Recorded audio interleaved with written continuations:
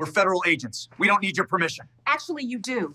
This is a hospital. We have patient privacy laws, employee protections, and protocols. At exactly 2:45 p.m. on a Thursday afternoon, the 4th floor intensive care unit at St. Town, Mary's Regional Hospital was running at full capacity. 12 critically ill patients. Ventilators, breathing for bodies that could not. Heart monitors pulsing in steady, mechanical rhythms. Nurses moved with quiet precision, knowing that in this place, a delay of seconds could mean the difference between life and death. Then the double doors opened. 3 ICE agents in tactical vests walked into the ICU without warning. They didn't come with hospital security. They didn't notify administration. They went straight to the nurse's station and asked for a staff nurse by name. Jerome Baptist. What started as a routine hospital shift instantly became something else entirely. Within minutes, an entire floor of medical professionals would form a human barrier to protect one of their own. Hospital security cameras would capture every second of it. The footage would spread across the internet within hours. And the confrontation unfolding in that ICU would end in a federal courtroom with a $14 million verdict and careers destroyed. But none of that was visible yet. All anyone could feel in that moment was tension, confusion, and the unsettling question of why immigration enforcement had entered one of the most sensitive medical spaces in the hospital. Before we go any further, let me ask you something. Where are you watching from right now? Drop your city or country in the comments. And if you're new here, subscribe. Because what happened next inside this ICU is one of the most powerful examples of workplace solidarity you'll ever hear, and it would expose exactly what happens when authority oversteps its bounds. Jerome Baptist was 34 years old.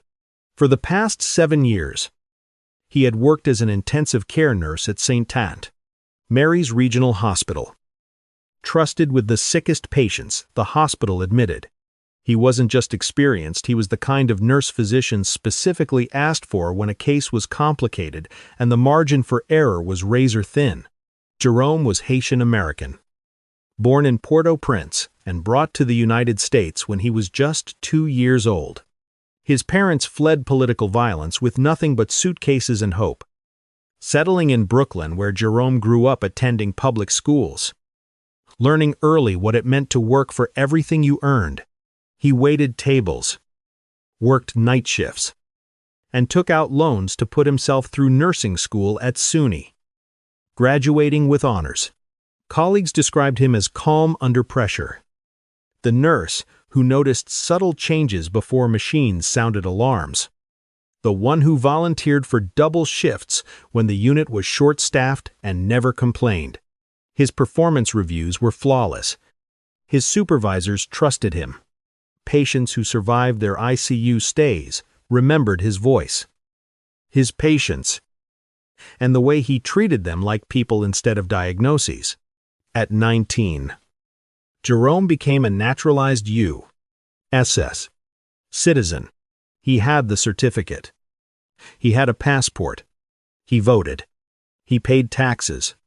He had even served on a grand jury the year before, something only citizens are allowed to do. By every legal definition, Jerome Baptist was as American as anyone else in that hospital. And yet, on that Thursday afternoon, he had no idea that he was about to be treated as if he didn't belong at all. That Thursday, Jerome was working the day shift in the ICU, a 12-bed unit reserved for the hospital's most critical cases. Every bed was occupied. Every patient required constant monitoring. There was no such thing as downtime in this place. Jerome was assigned to 2 patients. The first was a 67-year-old man recovering from emergency cardiac surgery, his chest still rising unevenly beneath a web of tubes and wires. The second was a 43-year-old woman in septic shock who had already spent 9 days fighting for her life. Her blood pressure was unstable. Her organs were under stress. One wrong adjustment could send her spiraling. ICU nursing demanded relentless focus. Vital signs every 15 minutes. Medication drips adjusted in real time. Every intervention documented with exact precision. Decisions were made in seconds. And mistakes could not be undone. Jerome stood at the woman's bedside, adjusting an IV pump, his voice low and steady as he spoke to her, even though she was deeply sedated. Research suggested hearing was often the last sense to fade.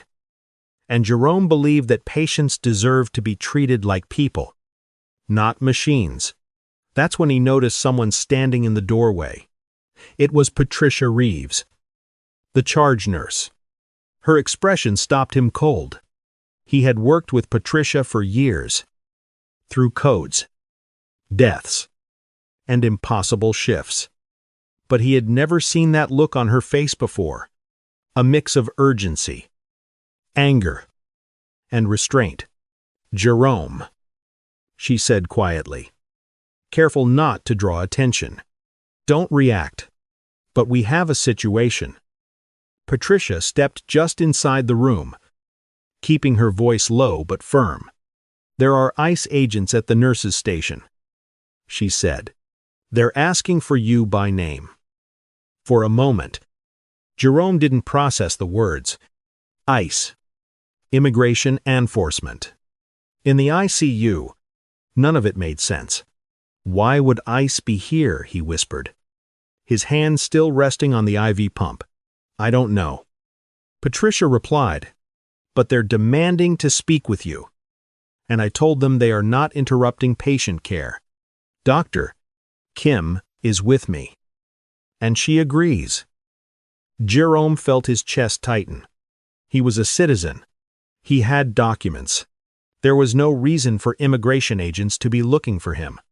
And yet, experience had taught him that reason didn't always protect people who looked like they didn't belong. "What do I do?" he asked. Patricia's expression hardened, her voice steady with authority. "You finish caring for your patient. No one federal agents included disrupts this unit. If they want to speak to you, they'll do it through proper hospital channels. On our terms." She turned and left the room. Jerome forced himself to focus, double-checking medication settings, confirming dosages, documenting every step. His hands were steady, but his pulse wasn't. Through the glass of the patient room, he could see the nurses' station. 3 ICE agents stood there in tactical vests, visibly irritated. Patricia was positioned directly in front of them, arms crossed, blocking access to the ICU corridor. Beside her stood Dr. Helena Kim, the attending physician, calm but unyielding. And as Jerome watched, something else began to happen. Other nurses started to gather. At first, it was subtle. One nurse finished charting and didn't return to her patient room. Another stepped away from a medication cart. Then another. Within seconds, the entire day shift, 8 ICU nurses in scrubs had repositioned themselves near the nurses' station. They didn't shout. They didn't argue. They simply stood. Their bodies formed a loose semicircle between the ICE agents and the corridor that led to patient rooms. A quiet, unmistakable message: you are not going any further. High above them, mounted in the ceiling corners, the ICU's security cameras recorded everything in crisp detail. St. Mary's had installed the system years earlier after a theft incident. Every hallway, every doorway, every angle of the nurses' station. What those cameras captured over the next hour would later become the backbone of a federal lawsuit. Jerome finished with his patient and slowly stepped out of the room. The moment he appeared, one of the agents lifted his arm and pointed. "That's him, Jerome Baptist." Patricia moved instantly, stepping in front of Jerome before the words had fully left the agent's mouth. "You're not speaking to any of my staff," she said, her voice calm but razor-sharp. without proper authorization and hospital protocol. The lead agent, a man with a clipped haircut and a name tag that read Morrison, reached into his vest and pulled out a folded document. "We have an administrative warrant for Jerome Baptist," he said. "We have authority to question him about his immigration status." "Doctor," Kim extended her hand. "Let me see that." Morrison hesitated, then handed it over. "Doctor." Kim read the document carefully, line by line, while the entire ICU watched in silence.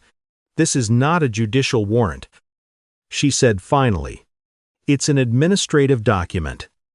It does not give you authority to remove an employee from an intensive care unit or interfere with patient care." Morrison's jaw tightened. "We have authority to question him. Maybe in a public space." "Dr. Kim replied evenly. "Not here. Not like this." The air in the ICU shifted. This was no longer a request. It was a standoff. "You're obstructing federal agents." Morrison snapped, taking a step forward as if to move past Patricia. Jerome instinctively stepped back, but before fear could take over, something remarkable happened. Every nurse moved, not aggressively, not in panic. They simply adjusted their positions, closing the space between them until 8 nurses stood shoulder to shoulder, forming a solid human wall across the corridor leading to the patient rooms. Their faces were calm, determined, unmoving. "You're not touching him," Patricia said quietly, her voice low but unyielding. "You're not questioning him. You're not taking him anywhere, not without proper legal authority. Not without hospital administration present. And absolutely not during patient care hours." Morrison's face flushed.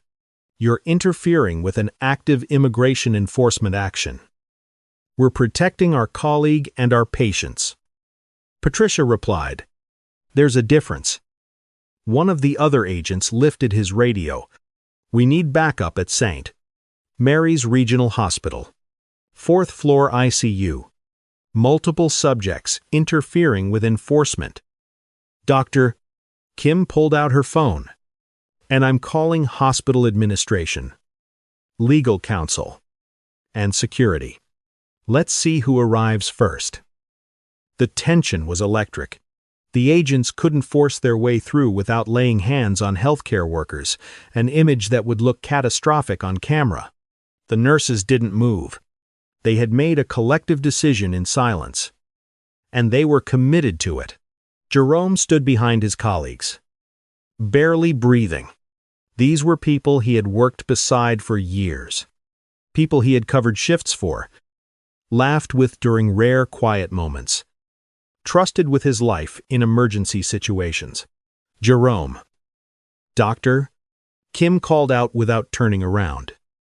"Do not say anything. Do not answer questions. Do not provide documents. Not until legal representation is present." Morrison tried a different tone. "Mr. Baptist, if you're here legally, this will be quick. Just answer a few questions. Don't respond." Patricia said immediately. The standoff had fully formed. And now, everyone was waiting. Minutes passed. Then more. The agents remained stuck at the nurse's station, unable to move forward. The human wall held. The ICU continued to function behind it. Alarms chimed. Ventilators hissed. Life went on, but the tension in the air was unmistakable. At the 14-minute mark, hospital security arrived. 2 uniformed guards stepped off the elevator and immediately assessed the scene. They took in the IC agents, the cluster of nurses, and the unmistakable body language of a confrontation that had already gone too far. "What's the situation?" the senior guard asked. Patricia answered without hesitation. "These agents are attempting to remove one of my nurses during patient care. They have an administrative warrant, not a judicial one." and they're refusing to follow hospital protocols. The guard turned to Morrison.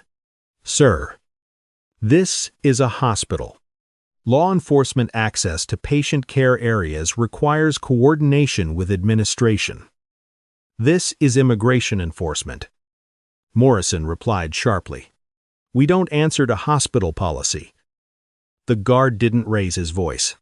"Actually, you do. This is private property.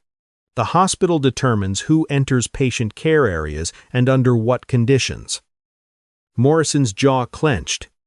He was losing control of the situation, and he knew it. At the 22-minute mark, hospital administration arrived, HR, the chief medical officer, and legal counsel. They formed a tight huddle with Dr. Kim and Patricia just steps away from the agents, who now stood isolated, their authority visibly eroding. The hospital's attorney stepped forward. "I've reviewed your document," she said plainly. "It does not authorize you to remove an employee or disrupt hospital operations. If you wish to speak with Mr. 1. Baptist, you may schedule an appointment through Human Resources. He will be advised to have counsel present. We can detain him for questioning." Morrison insisted. "Not in this hospital," the attorney replied. "To arrest him, you need a judicial warrant signed by a judge. Administrative paperwork doesn't give you that authority." The balance of power had shifted, and everyone in that ICU could feel it. Morrison made one final attempt to justify their presence. "We have information that Jerome Baptist may not be authorized to work in the United States." The words hung in the air. The head of Human Resources stepped forward, holding a tablet already open. Her tone was calm, precise, and devastating. "Jerome Baptist has been employed at this hospital for 7 years. His I-9 verification was completed at the time of hire. His employment eligibility was confirmed through E-Verify. He has provided a valid U.S. passport. His social security number matches his name. All documentation confirms U.S. citizenship." She looked directly at Morrison. "So I'd like to know what information you have that contradicts 7 years of verified employment." Silence. "Do you have any evidence of fraud?" the hospital attorney asked. "Any documentation beyond an unverified tip?" Still nothing. "Then we're done here," the attorney said. "You are leaving. If you have further questions for Mr. Baptist, you may submit them through proper legal channels." Morrison's shoulders tightened. He glanced at his fellow agents. Then back at Jerome, still standing behind the line of nurses. "This isn't over," he said flatly. Patricia didn't hesitate. "Then come back with a judge." The agents turned and walked toward the elevators. The moment the doors closed behind them, the ICU exhaled. Nurses hugged Jerome. Some laughed from sheer relief. Others wiped away tears they hadn't realized were there. "Doctor." Kim squeezed Jerome's shoulder. Patricia pulled him gently aside. "Are you okay?" Jerome nodded, though his hands were shaking. "I don't understand," he said quietly. "I'm a citizen. I have everything." Patricia's voice softened. "We're going to find out why this happened, and we're going to make sure it never happens again." At that moment, none of them yet knew the truth, but it was coming. The answer arrived 2 days later, and it was infuriating. ICE had acted on an anonymous tip. No evidence, no documents, just a name. A database search had flagged a Jerome Baptist from Haiti with a deportation order issued 15 years earlier. But it wasn't the same person. Different date of birth. Different immigration history. That individual had left the country more than a decade ago. ICE never checked. They didn't verify social security numbers. They didn't compare dates of birth. They didn't review employment records that would have immediately shown Jerome was a U.S. citizen. They saw a name, matched it to a database entry, and decided to detain whoever they found. Jerome's immigration attorney, David Wu, was furious.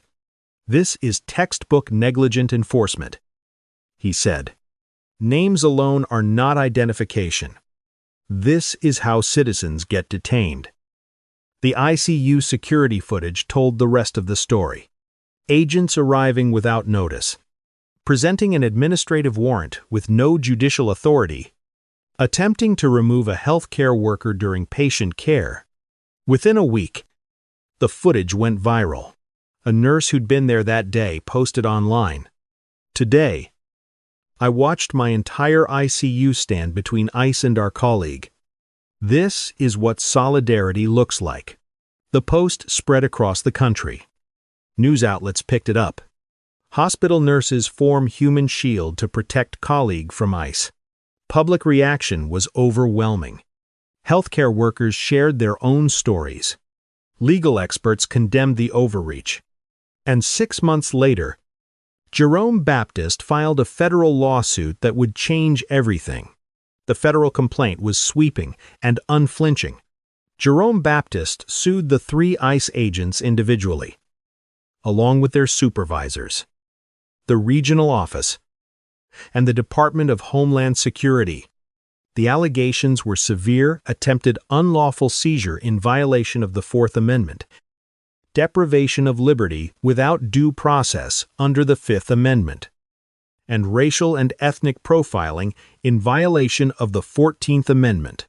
The lawsuit laid out Jerome's life in meticulous detail. Naturalized U.S. citizen at 19. Lawful permanent resident since childhood. No criminal record. 7 years of verified employment in critical care. Valid passport. Verified social security number. Jury service. Voting history. It then laid out the attempted detention. Agents acting on nothing more than a name match. No identity verification. No probable cause. No judicial warrant. An attempt to remove a nurse from an ICU during patient care. A workplace turned hostile. A citizen nearly taken. At trial, the jury watched the security footage again and again. They saw the moment the agents arrived.